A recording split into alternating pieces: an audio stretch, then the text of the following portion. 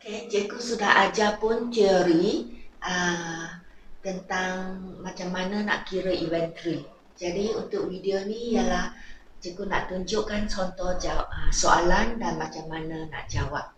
Okey, ni tajuk dia kaedah penilaian inventory.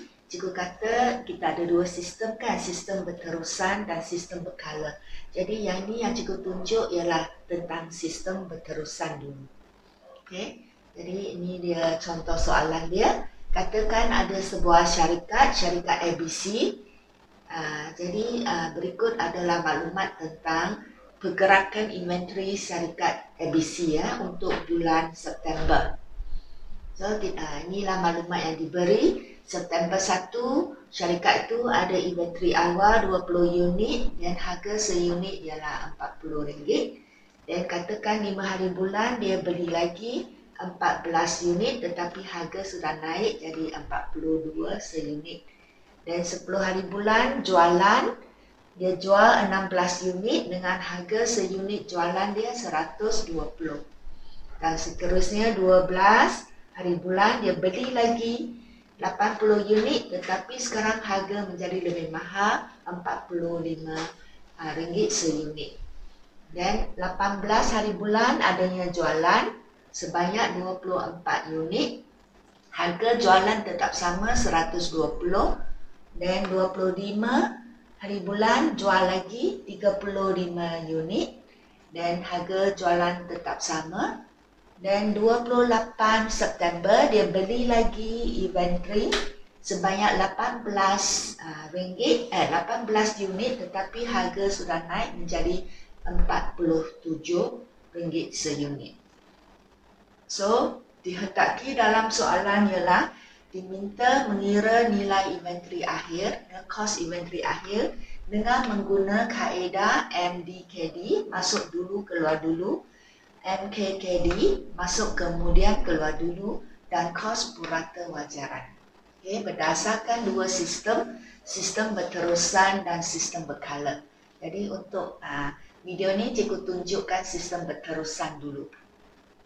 Dan lepas you sudah kira inventory akhir, soalan minta anda sediakan penyata pendapatan pula untuk bulan September ni. Berdasarkan dua sistem yang ni. Jadi you kena sediakan dua penyata pendapatan. Satu untuk sistem berterusan, satu untuk sistem berkala. Jadi untuk video ni cikgu tunjukkan sistem berterusan dulu semua tentang sistem berterusan.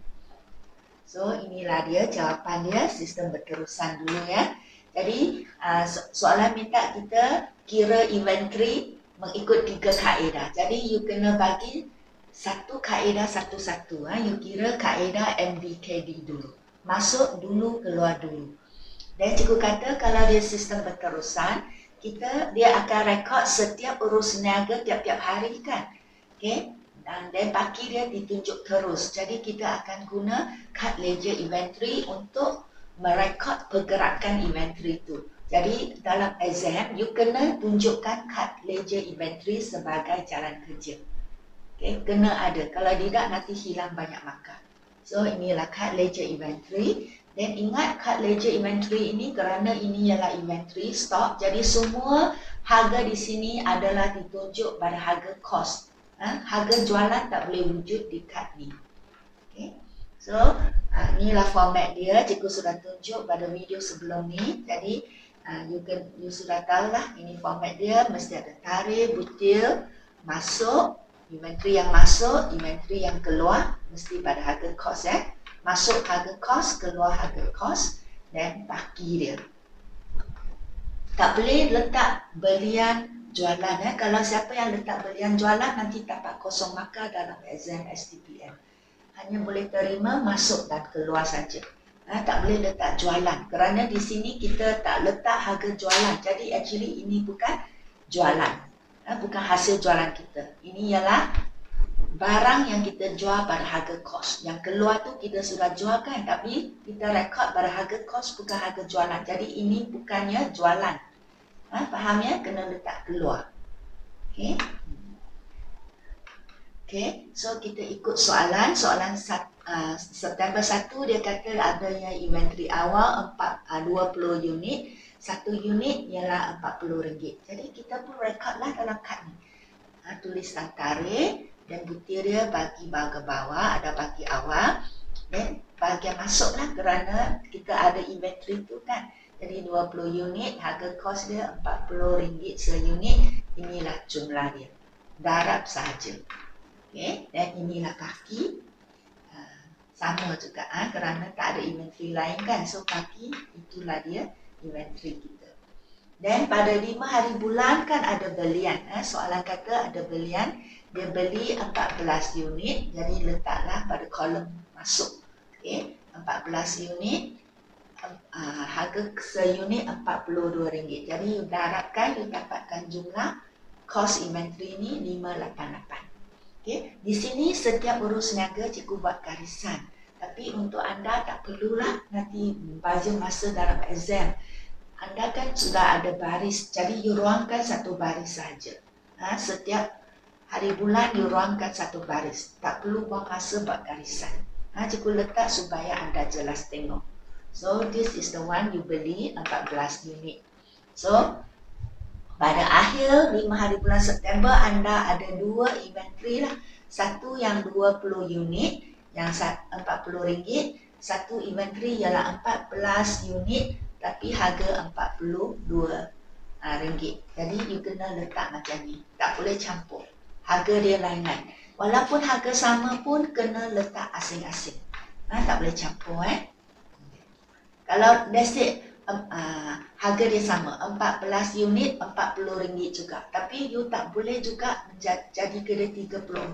Salah dalam exam. You kena juga, walaupun harga sama, you kena catat secara berasingan. Kerana inventory ini pada tarikh yang berbeza. Tak boleh campur, walaupun harga dia sama.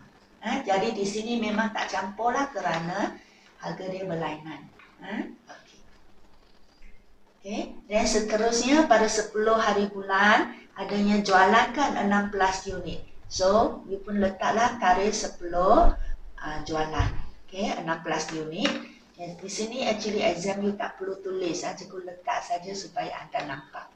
16 ni you tak perlu tulis. You just letak jualan. So kalau dia jual barang keluar kan, okay, mesti pada harga kos. So you pun keluar 16 unit. Jadi di sini you mesti ingat, kena hati-hati kaedah apa yang anda pakai. So kalau ni ialah kaedah MDKD, masuk dulu keluar dulu. Kan you tengok balik inventory anda sebelum ni. Anda ada 2 inventory kan, satu 20 unit yang RM40 kos dia.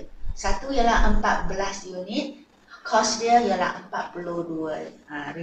Jadi kita ikut kaedah. Kalau kaedah ialah masuk dulu, keluar dulu. Demi barang yang ke awal kita beli, yang dulu kita beli, kita jual dulu. Jadi yang 16 unit ini mesti keluar dari inventory 20 ni. Okay.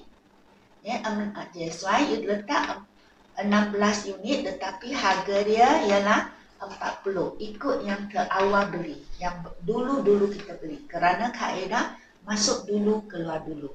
So you must put 40 not 42. Ini yang akhir beli kan, tak boleh lah. Dia mesti masuk dulu, keluar dulu. So yang masuk dulu ialah RM40.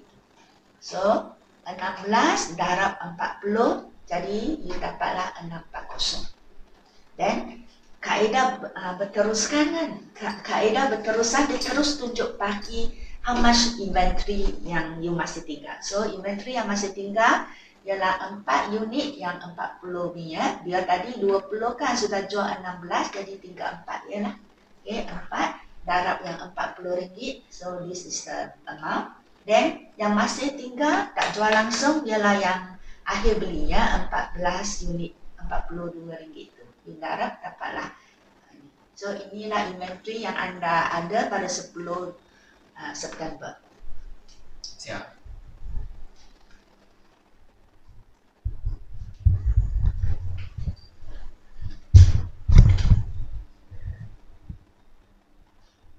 Okay, kita teruskan Di sini kerana tak ada tempat, cikgu pergi another page lah. Kalau dalam exam, you jangan buat separuh-separuh. Biar satu muka surat penuh. Okey, cikgu teruskan. Tadi sampai September 10 kan?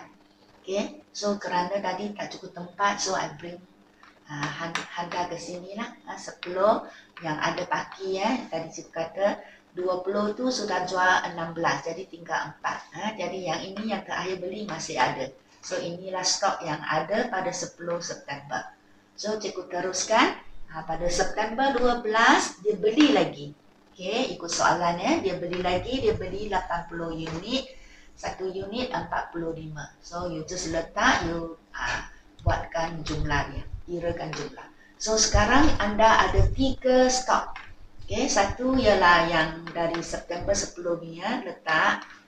Okay, 14 harga lain-lain. Dan yang terbaru beli 80 unit yang RM45. So you harap kau ada jumlah. Okay, so pada 18 September jualan lagi. Ada lagi jualan sebanyak 24 unit. So ini ialah kaedah masuk dulu keluar dulu. So yang jual tu 24 ni mesti jual stok lama dulu. Masuk dulu keluar dulu kan, yang stok lama jual dulu. So 24 ni mesti jual yang 4 unit ni dulu, dan juga 14 unit yang harga RM42 ni. So baru 18 kan. So you have to take, jual some, jualan adalah dari stok yang ni 80 unit ni. So you see, you record pada kolom keluar. So 4 unit yang 40 tu semua sudah dijual habis, or put here. Yang 14 unit RM42 pun semua dijual habis, keluar dari warehouse. Tak cukup lagi 24 kan, so you have to take out some from the new stock. Okay, yang 6 dari yang 45, so total will be 24. Okay, so yang ni merupakan harga yang barang yang dijual pada harga kos. So yang tinggal masih dalam warehouse ialah RM45 tu. Okay, 80 sudah keluar 6, so you left 74. So each is 45. So inilah jumlah inventory anda pada 18 September. Dan teruskan soalan dia, kata 25 ada lagi jualan 35 unit. So di sini you only left one stock kan, so tak perlu pilih lah, terus ambil yang ni. Okay, 74 keluar 35. So setiap 45. So you just letak, you darab. So you left 74 keluar 35, you left 39. So harga 45. You darab, you got this amount. Okay, dan pada 28 September dia beli lagi. Okay, 18 unit. Kali ini lebih mahal 47. So you darab, you got the cost belian at pada 28. So now pada akhir 28 September you got 2 jenis stok yang berlainan. Satu 39 yang harga 45, satu ialah 18 unit tetapi harga 47. So you jumlahkan all this is your inventory akhir. Nilai inventory akhir, jumlah 2 ni you dapat 2601. Soalan kan minta you kira nilai inventory akhir. Yang ini ialah jalan kerja. So you have to do at least lah 1 ayat. Okay, nilai inventory akhir ialah macam mana you dapat jawapan ni. Have to show, because this one jalan kerja. So you need to show your answer. Okay, dalam perkataan. Then kolom ini ialah kolom keluar. Actually bila you campurkan semua, you akan dapat kos barang dijual. Okay, ataupun kos jualan kita. Kerana di sini rekod semua pada harga kos kan. Ini keluar untuk jualan kan. You sudah jual tapi pada harga kos. So inilah dia barang yang dijual berharga kos 3233. Okay, nanti this one will help you to put in penyata pendapatan. Okay, kerana di dalam penyata pendapatan kita kena kira untuk kasar kan. So jualan tolak kos jualan. So inilah amal dia as a kos jualan di penyata pendapatan. So inilah tadi kaedah masuk dulu keluar dulu. Sekarang kaedah masuk kemudian keluar dulu. So video yang sebelumnya cikgu sudah kata kalau masuk keluar masuk kemudian keluar dulu, erti dia stok baru akan dijual dulu, stok lama simpan. Okey, inilah contoh dia. Sama juga September 1 dia ada paki 20 unit, satu RM40. So you just letak as paki. Kemudian 5 hari bulan dia beli 14 unit, harga dia 42 seunit. So you just record secara berasingan. Ingat cikgu kata walaupun harga sama pun tak boleh campur all mesti berasingan kerana dibeli pada tarikh yang berlainan. Tak boleh campur walaupun harga sama. Okay. Kalau campur hilang markah, kosong markah. Dan 10 hari bulan adanya jualan dan sebanyak jual 16 unit. So bila ada jualan you kena hati-hatilah tengok kaedah apa. Kalau ni kaedah masuk kemudian keluar dulu. So we sell the new stock dulu. So yang new stock ialah 14 unit tu. So 14 unit keluar dulu. Okay, 14 unit yang RM42 tu keluar dulu. Tak cukup kan kita jual 16. Tadi ni baru 14. Jadi 2 unit lagi kena ambil dari stok lama. Okay, 2 unit yang 40. So yang ni stok baru sudah dijual, yang tinggal ialah stok lama. 2 unit sudah dijual, tinggal 18 unit. Okay, you darab dengan harga segini, you got inilah nilai inventory pada 10 hari bulan September. So pada 12 September you beli lagi 80 unit yang harga 45. So you darab. So now you got 2 stock. Okay, yang 18 unit yang 40 old stock, ini stok baru. 80 unit yang 45. Ini stok baru. So you got 2 different stock pada 12 hari bulan. So 18 hari bulan jualan, ada jualan sebanyak 24 unit. So again, bila ada jualan you fikir kaedah apa you pakai? Masuk kemudian keluar dulu. You sell the old, new stock first. New stock jual dulu Masuk kemudian keluar dulu. Yang kemudian masuk kita jual. So yang kemudian ada dia new stock lah, new stock kita jual. So 80 kita jual. Dari 80 keluarkan 24. Okay, dari harga seunit 45. So you darab, you got 1080.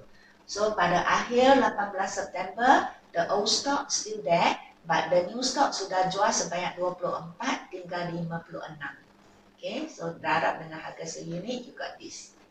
Okay. Dan 25 jual lagi. Jual lagi kali ini 35 unit. So yang new stock 56 kan, cukuplah untuk 35. So you just keluar 35. So 56 jual 35, you tinggal 21 unit. So yang stok lama masih ada. Kerana kaedah ini kita jual stok baru dulu. So stok baru yang kurang. Okay. Dan 28 you beli lagi 18 unit RM47. So you darab. So now you got 3 different stock.